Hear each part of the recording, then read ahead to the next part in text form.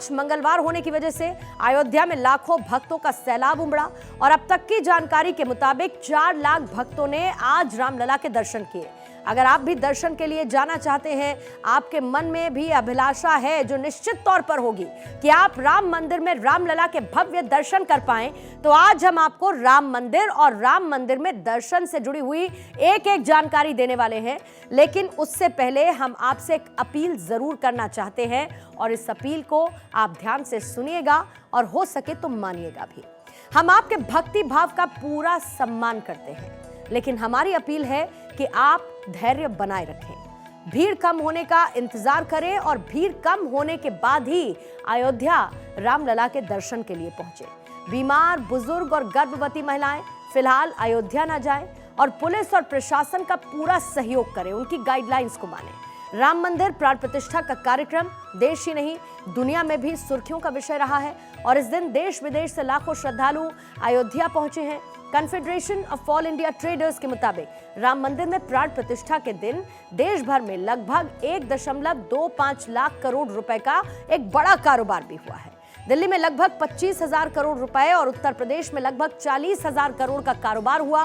तो आइए सबसे पहले मंदिर के बारे में इस अपील के बाद कुछ खास बातें आपको बता देते हैं। दरअसल जो मंदिर की नींव है वो 15 फीट गहरी है। मंदिर का फाउंडेशन पत्थर से बना है और इस नींव में मिट्टी लगभग 2587 जगहों की इस्तेमाल की गई है। मंदिर की नींव में 47 परतें बिछाई गई हैं उसे मजबूत बनाने के लिए। मंदिर का फाउंडेशन 21 फीट ऊंची प्लिंथ ग्रेनाइट से तैयार किया गया है और मंदिर में लोहा या फिर स्टील बिल्कुल भी इस्तेमाल नहीं है। वजह क्या है कि ये डिग्रेड होता है, ये धीमे वक्त के साथ खराब होता है। रामलला की मूर्ति को जब आपने देखा होगा तो वो अलौकिक रूप से देखकर आप भी भाव विभोर हो गए होंगे और मूर्ति की दिव्यता ने आपको भी आकर्षित किया होगा। तो सबसे पहले बात स्वर्ण मुकुट की आइए कर लेते हैं। स्वर्ण मुकुट का वजन 5 किलो है। नॉर्थ इंडियन ट्रेडिशन के हिसाब से 9 रत्न है इसमें सुशोभित, जिसमें माणिक है, पन्ना है और साथ ही हीरे भी जड़े हुए हैं। सूर्य देव का प्रतीक चिन्ह मोतियों की माला भी है। अब रामलला के दर्शन के लिए आने वाले लोगों के मन में यह सवाल जरूर है कि जब वो राम मंदिर जाएंगे तो उन्हें कितने बजे दर्शन मिल पाएंगे, कितने बजे मंदिर के कपाट बंद हो जाएंगे, वो क्या सामान लेकर अंदर जा सकते हैं और क्या सामान उनको नहीं लेकर जाना है। तो आइए इन तमाम सवालों का जवाब जल्दी से देने की आपको कोशिश कर देते हैं। श्रद्धालुओं के आने का अनुमान जो है 2030 तक का, जो कि करीब 3 लाख लोग प्रतिदिन इस वक्त बताया जा रहा है और जाहिर है ऐसे में लोगों के मन में इस बात का एहसास है कि वो जल्द से जल्द राम मंदिर जाएं। और जेफरीज की एक रिपोर्ट में यह दावा किया गया है कि हर साल अयोध्या में 5 करोड़ लोग दर्शन के लिए आएंगे और विकास के अभूतपूर्व काम होने की वजह से यूपी का यह शहर देश के सबसे बड़े पर्यटन केंद्र के रूप में विकसित हो जाएगा। रिपोर्ट के मुताबिक पर्यटन ने 2018-19 के दौरान जीडीपी में 194 अरब डॉलर का योगदान दिया। 2032-33 तक इसके 8% की दर से बढ़कर 443 अरब डॉलर पहुंचने की उम्मीद है। रिपोर्ट में कहा गया है कि एक नए हवाई अड्डे, विस्तारित रेलवे स्टेशन, आवासीय योजनाएं और बेहतर सड़क संपर्क जैसी सुविधाओं के लिए अयोध्या पर 10 अरब डॉलर से अधिक खर्च किए गए हैं। अयोध्या में होटल इंडस्ट्री, इंफ्रास्ट्रक्चर और इसके साथ ही एफएमसीजी कारोबार में भी तेजी के साथ उछाल आने की उम्मीद है। बड़े पैमाने पर अयोध्या में काम चल भी रहा है।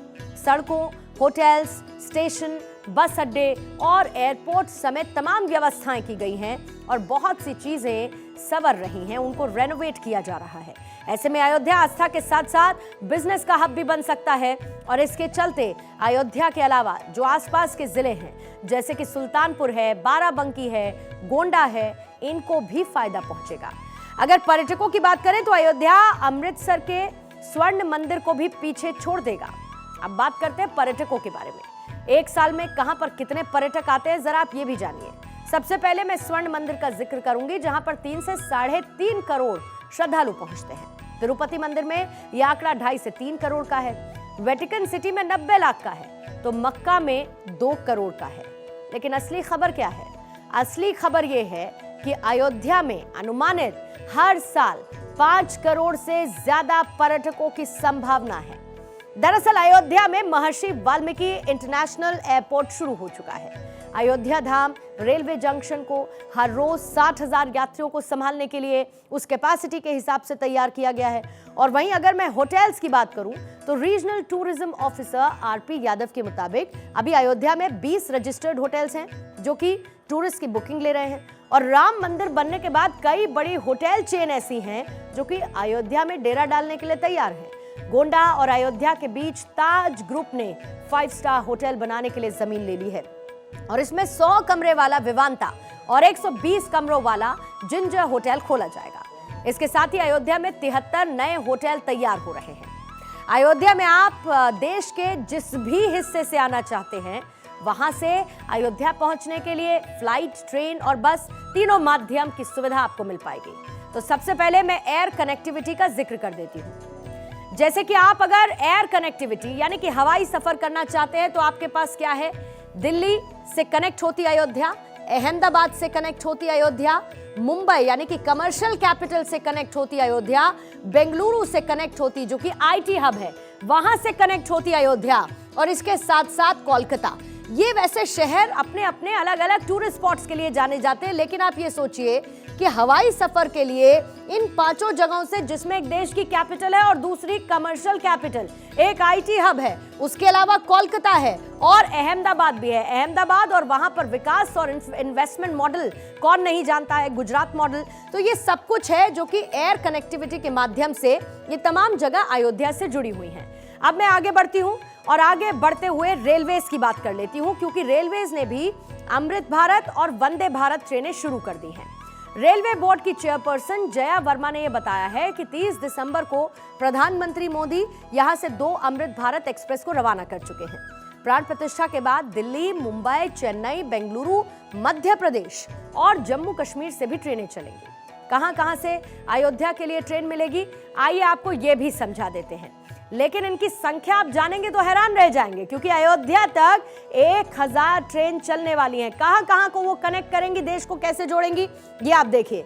जम्मू से अयोध्या आपको जोड़ा जाएगा बाय ट्रेन, दिल्ली, इसके साथ साथ लखनऊ से भी, फिर नागपुर से भी आप कनेक्ट कर सकते हैं। मुंबई, पुणे, बेंगलुरु, चेन्नई, कोलकाता, ये वो तमाम जगह हैं जहां पर आबादी के लिहाज से आप देखिए और ट्रैवलर्स के लिहाज से भी समझिए, जो कि अगर अयोध्या मूव करेंगे तो अयोध्या में जब इतने सारे लोग पहुंचेंगे तो 1000 ट्रेन की उपलब्धता होनी तो बनती ही है और ये बहुत जरूरी है। लेकिन अब मैं उन शहरों की बात करूंगी, जैसे कि वो कौन कौन से शहर हैं। रोडवेज बस से आप कैसे अयोध्या तक पहुंच सकते हैं, यानी कि बाय रोड अगर आपको ट्रैवल करना है तो आप चले आइए दिल्ली से, तो आप सीधे कनेक्ट कर पाएंगे अयोध्या से। फिर आप लखनऊ से चलना चाहते हैं, वो कनेक्टिविटी आपको मिलेगी कानपुर से, रायबरेली से, कौशाम्बी, प्रयागराज, आजमगढ़ से भी और इसके साथ ही गोरखपुर से भी।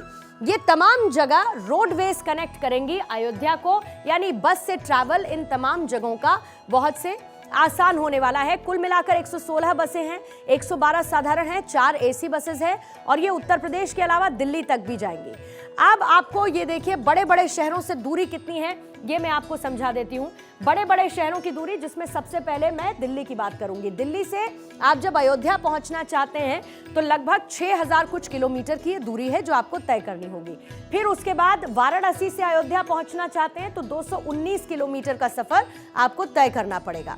इसके अलावा और कौन कौन सी जगह है जहां से अगर आप ट्रैवल करना चाहते हैं, जैसे कि लखनऊ से अयोध्या अगर आप पहुंचना चाहते हैं तो 139 किलोमीटर का ये ट्रैवल है, जिसके लिए मोड आप कोई भी इस्तेमाल करें क्योंकि सुविधा आपको दे दी गई है, लेकिन ये दूरी इतनी है। अब उसके अलावा चेन्नई से अयोध्या काफी दूर है, 1855 किलोमीटर का ये सफर रहेगा जो अयोध्या में प्रभु श्री राम के दर्शन करने के लिए आपको पहुंचना होगा। अब इसके बाद बात मुंबई यानी कि कमर्शियल कैपिटल की कर लेते हैं। मुंबई से दूरी है 1461 किलोमीटर की, अयोध्या तक आपको ये तय करनी होगी 1461 किलोमीटर की दूरी। अब इसके बाद बेंगलुरु आईटी हब, जिसका मैंने जिक्र किया था, बेंगलुरु से अगर आप अयोध्या तक पहुंचेंगे तो 1850 किलोमीटर। 1850 किलोमीटर आपको जाना होगा अयोध्या तक पहुंचने के लिए। आप कोलकाता की बात कर लेते हैं, क्योंकि कोलकाता और अयोध्या के बीच की दूरी है 900 किलोमीटर। 900 किलोमीटर आप जा सकते हैं, बाय रोड जाएं, बाय बस जाएं या फिर आप फ्लाई करके जाएं। ये आपने समझ लिया। हमने आपको अयोध्या से जुड़ी हुई तमाम जानकारियां दे दी हैं ताकि आप ये समझ सके कि अगर आप राम मंदिर दर्शन की योजना बना रहे हैं तो किस किस तरीके से आप अयोध्या पहुंच सकते हैं, और ये आपके लिए जानना बहुत जरूरी होगा। इधर देखिए, राम मंदिर प्राण प्रतिष्ठा समारोह से पूरे देश को जोड़ने के लिए राम मंदिर ट्रस्ट ने देश भर में अक्षत निमंत्रण कार्यक्रम चलाया, और इसमें आरएसएस, विश्व हिंदू परिषद से लेकर बीजेपी के पदाधिकारी और कार्यकर्ताओं ने पार्टिसिपेट किया। लोकसभा चुनाव से पहले ये अक्षत निमंत्रण कार्यक्रम बीजेपी के लिए कितना कारगर रहा, आप ये भी समझ लीजिए। देश के 5 लाख गांव यानी कि 12 करोड़ परिवारों तक पहुंचने का यह महाअभियान है। राम मंदिर आंदोलन के बाद आरएसएस का यह सबसे बड़ा जनसंपर्क अभियान है। बजरंग दल के साथ संस्कार भारती, किसान भारती और एबीवीपी की ड्यूटीज लगाई गई हैं। अक्षत निमंत्रण के बाद गांव-गांव, मोहल्ले-मोहल्ले में जन जागरण करवाया जाएगा। महिलाओं के जो ग्रुप्स हैं उनके माध्यम से कलश यात्रा का आयोजन होगा और मंदिरों में सामूहिक सुंदरकांड का पाठ कराया जाएगा। भंडारे के आयोजन भी होंगे जिसमें कार्यकर्ताओं ने हिस्सा लिया है। इस दौरान कार्यकर्ताओं ने एक अपना परफॉर्मा भी फिल किया है। जो फॉर्म होता है उस फॉर्म में क्या है, घर के मुखिया का नाम है, यानी कि घर किसका है, उनका नाम, उनका एड्रेस और साथ ही उनका फोन नंबर भी लिखा है, यानी कि कनेक्ट करने का एक और जरिया। इस फीडबैक का बड़ा लाभ बीजेपी लोकसभा चुनाव की रणनीति में इस्तेमाल कर सकती है। अब बीजेपी कई ऐसे बड़े कार्यक्रम हैं जो आने वाले वक्त में करेगी, जैसे कि नव मतदाता अभियान, यानी कि जो फर्स्ट टाइम वोटर्स हैं। इसके साथ ही नमो वॉरियर्स हैं, यानी कि जो इनकी योजनाएं हैं उनको पहुंचाने के लिए वॉलंटियर करते हैं।